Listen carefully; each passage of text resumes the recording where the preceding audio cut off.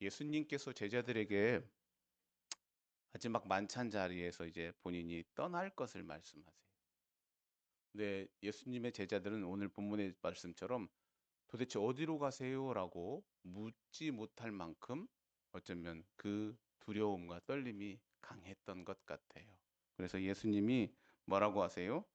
야, 너희 마음에 근심이 가득하구나라고 말씀하세요. 걱정이시죠. 3년 동안 예수님을 따라다니면서 함께 했던 제자들에게는 뜬금없이 예수님이 이제 난 그만 떠난다. 떠나는데 너희들은 올 곳이 아니다. 너희들은 올 수도 없다. 이렇게 말씀하시는 그 예수님의 말씀에 그들은 자신이 어떻게 해야 될지 두려움과 한편으로는 슬픔으로 가득 차 있는 제자들의 모습입니다. 당연하겠죠. 그런데 예수님이 그렇게 슬픔과 두려움에 차 있는 제자들에게 무슨 말씀하세요? 그런데 내가 떠나는 것이 뭐라고요? 너희들에게는 유익이 될 거야. 라고 말하고 계세요. 음. 지금 제자들은 예수님이 떠나는 것이 무섭고 떨리는데 어찌 떠나는 것이 우리에게 유익이다라고 말씀하실까? 예수님이 떠나시는 이유, 그리고 유익이 되는 이유는 다른 게 아니라 뭐라고 하셔요? 성령님이 내 대신 오기 때문이다라고 말씀하세요. 선수 교체하는 거예요. 그런데 그 선수가 교체하는 것. 다시 말하면 지금까지는 예수님이 너희들을 붙잡고 제자들을 붙잡고 함께 신앙생활을 했는데 그것보다 내가 가고 성령이 오면 너희들에게 훨씬 더 유익하게 된 것이다라고 누가 말씀하시는 거예요? 예수님이 말씀하시는 거예요. 예수님이 말씀하시니까 분명히 누구에게? 제자들에게 유익한 거예요. 예수님이 떠나시면서 성령이 오시는 것은 누구에게? 예수님에게 유익한 거예요? 아니. 전적으로 우리에게 유익한 일이다라고 예수님이 말씀해 주셨어요. 그렇다면 오늘 우리는 태어날 때 이미 성령님이 오셨죠. 그렇잖아요. 예수님이 가실 때 성령님 오셨으니까 혹시 이 중에 뭐 2000살 넘게 사신 분 없으시잖아요. 그렇죠? 그러니까 내가 태어났을 때 이미 성령님은 오신 상태란 말이에요. 그러면 그 성령님이 왜 오셨을까? 그리고 무슨 일을 하셨을까? 그리고 지금 무슨 일을 하실까? 라는 것을 오늘 예수님이 본문에서 분명하게 말씀해 주고 계세요. 오늘 본문의 말씀을 통해서 그 예수님이 소개하시는 성령님 왜 오셨는지, 그리고 그가 무슨 일을 하시는지 분명하게 오늘 말씀을 깨닫고 성령의 실체를 통한 내 믿음의 모습을 만들어낼 수 있기를 소망합니다. 먼저 8절에 뭐라고 말씀하시냐면 이렇게 말씀하세요. 같이 한번 읽어보실래요? 시작. 그가 와서 죄에 대하여, 의에 대하여, 심판에 대하여 세상을 책망하시리라 라고 했어요. 뭐에 대해서요? 죄와 의와 심판에 대해서 누구를? 세상을 책망할 거라고 했어요. 우리가 보통 책망이라는 말은 뭐예요? 나무라는 거잖아요. 혼내는 거잖아요. 그런데 본문에서 책망은 그런 개념은 아니에요. 뭐냐면 세상의 잘못된 인식 그리고 가치관을 드러낸다라는 이야기예요. 그러니까 성령님이 뭐예요? 죄에 대해서 잘못 생각하고 있고 의에 대해서 잘못 생각하고 있고 심판에 대해서 잘못 생각하고 있는 것을 분명하게 나타낼 것이다라는 얘기예요. 여기서는 잘못이라는 말을 좀 빠지면 무슨 말이냐면 성령님이 오셔서 죄가 뭐고 심판이 뭐고 의가 무엇이라는 것을 분명하게 어때요? 어디에? 세상에 드러낼 것이다라는 말씀이세요. 그러면 예수님은 그렇게 드러내지 않았다는 이야기인가요? 제가 보기에는 소극적이셨어요.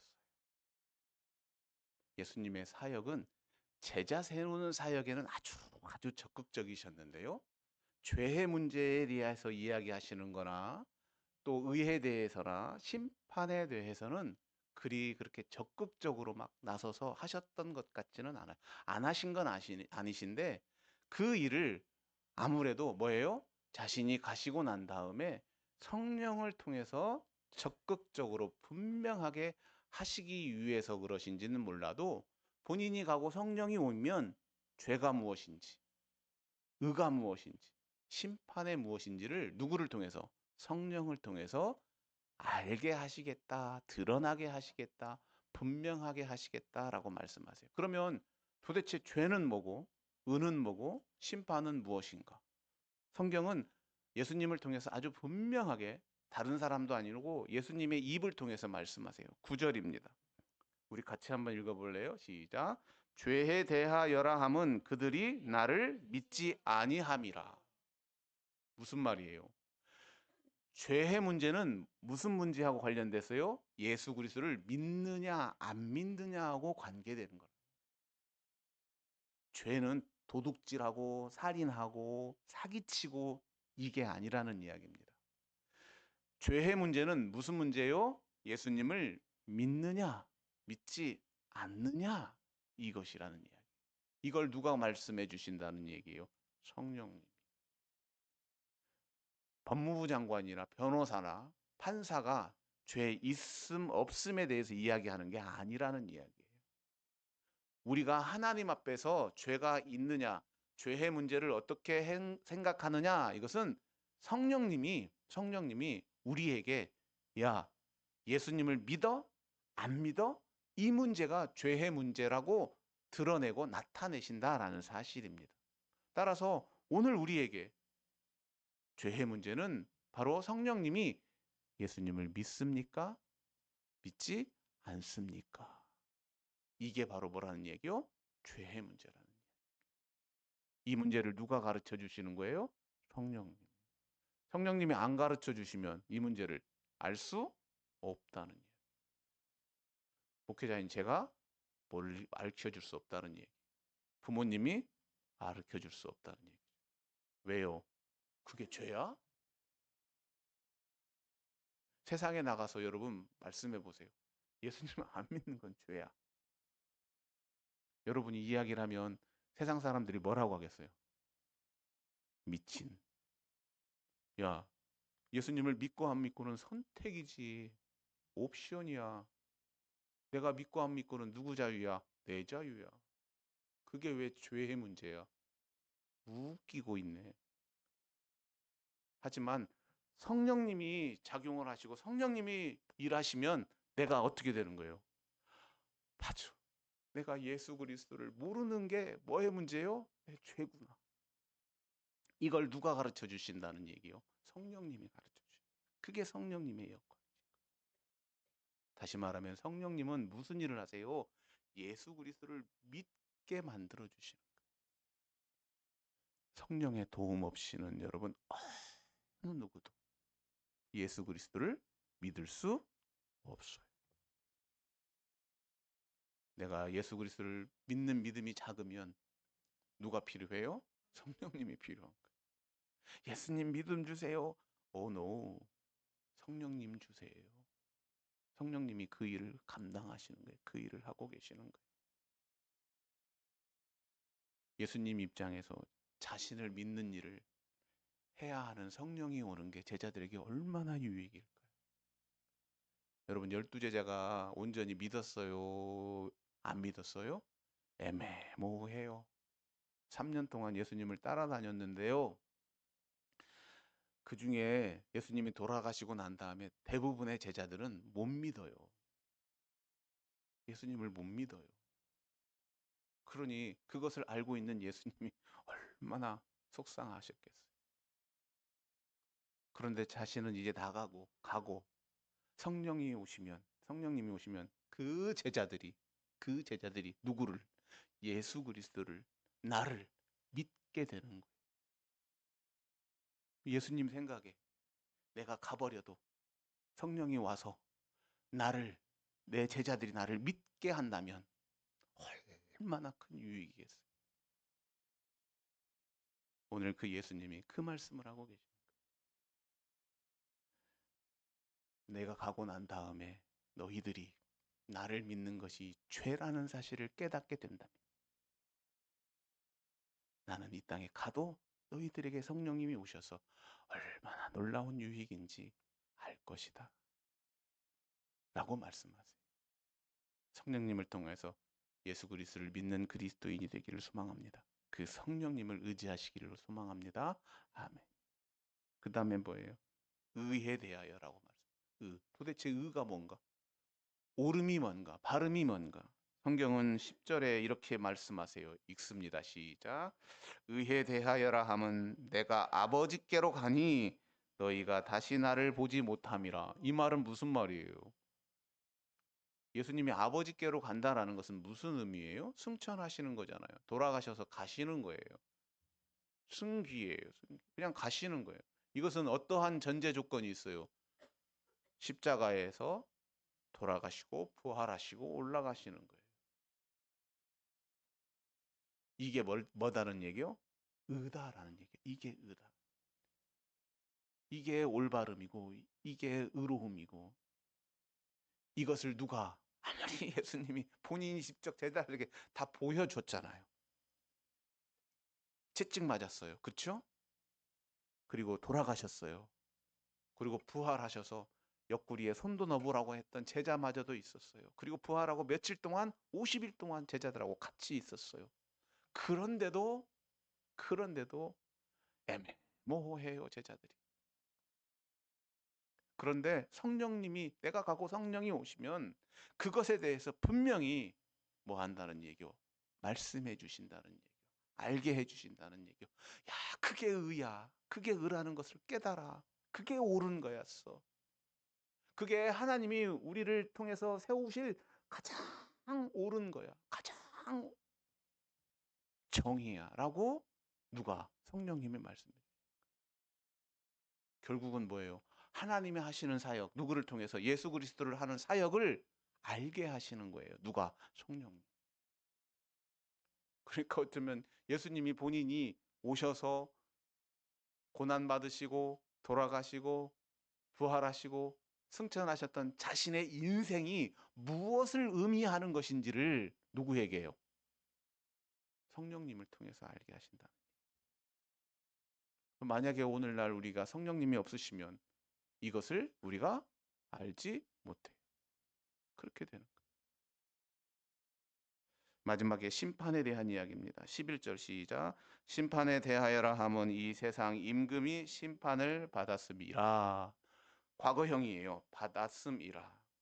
받았음이라. 심판이라고 하는 것은 뭐예요? 세상이 예수 그리스도에 의해서 패했다라는 이야기죠. 예수님이 이기셨다라는 이야기를 어떻게 해요? 알게 하겠다. 이미 받았다라는 사실을.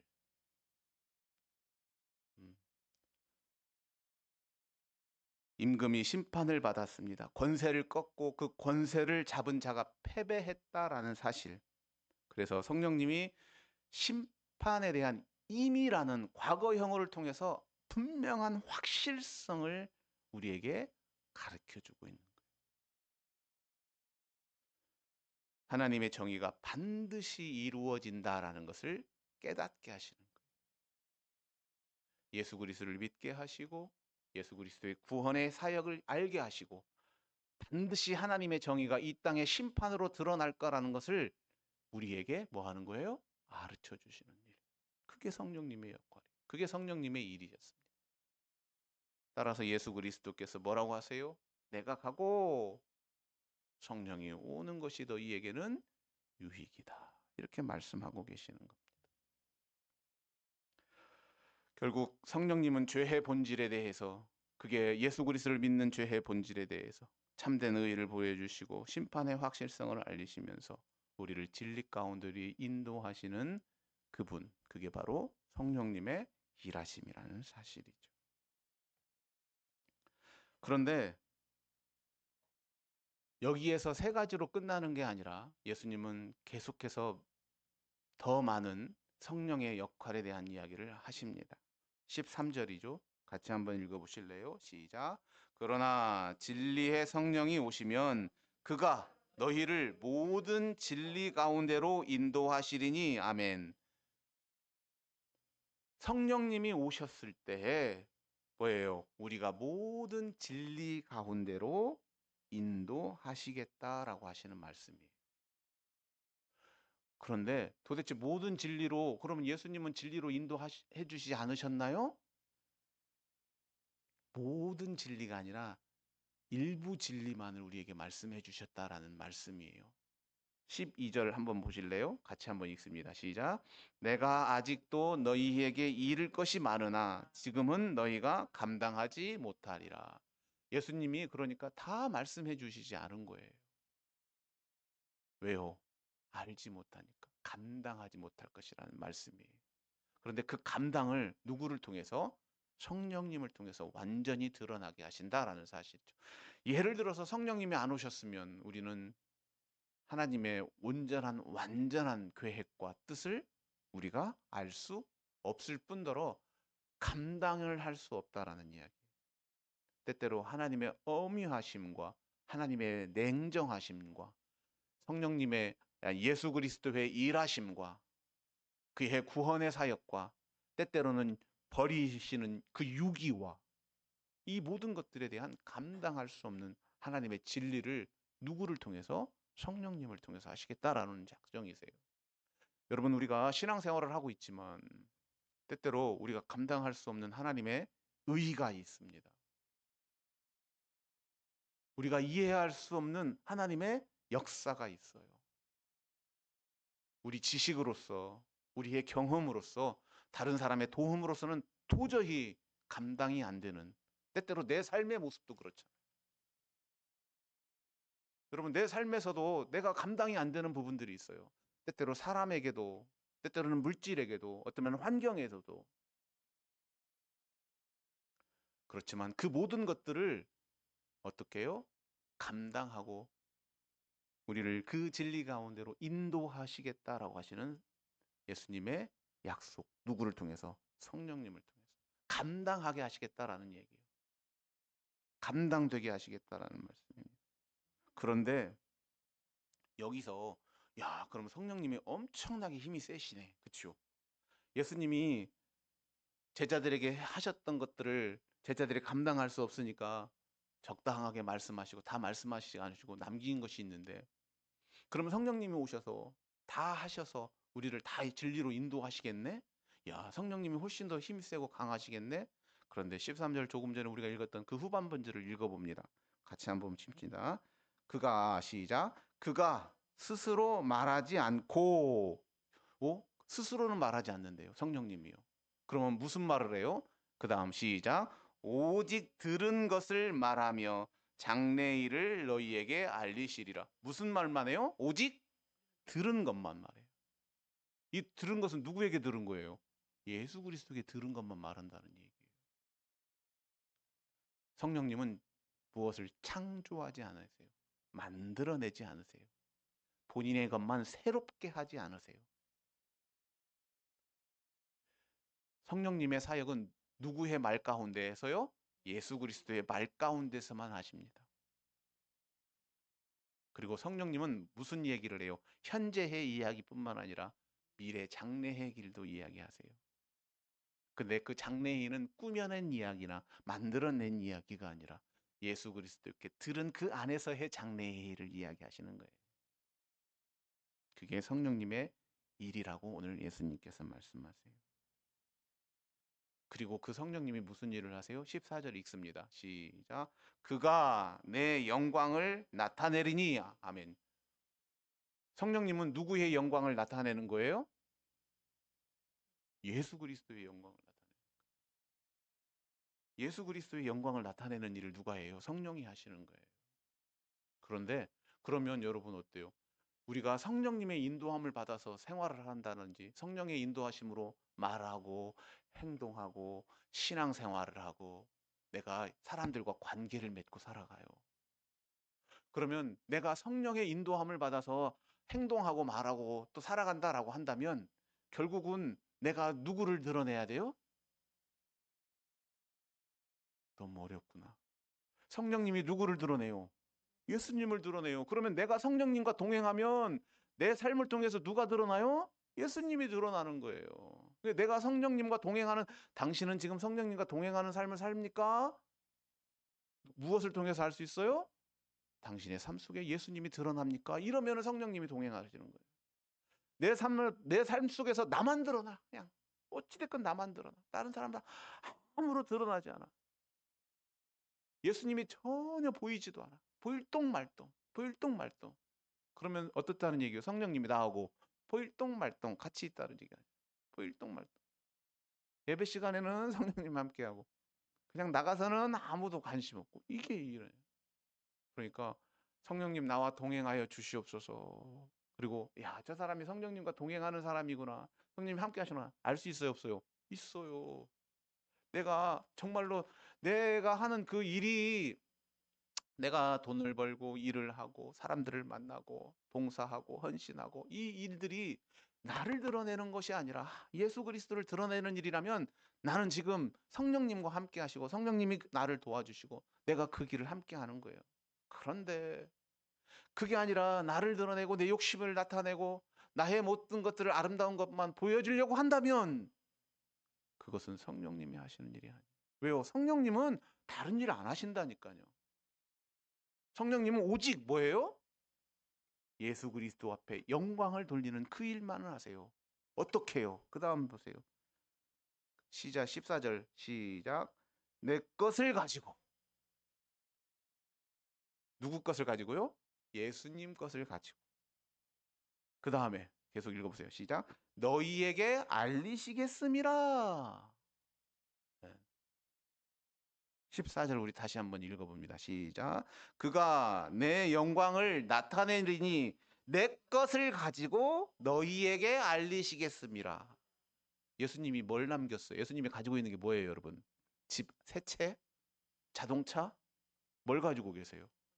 말씀을 가지고 있어요. 그리고 예수님은 뭘 가지고 있냐면 자신이 하나님의 아들이었고 이 땅에 와서 죽었고 부활했고 승천했다. 이것밖에 가진 게 없어요, 예수님이.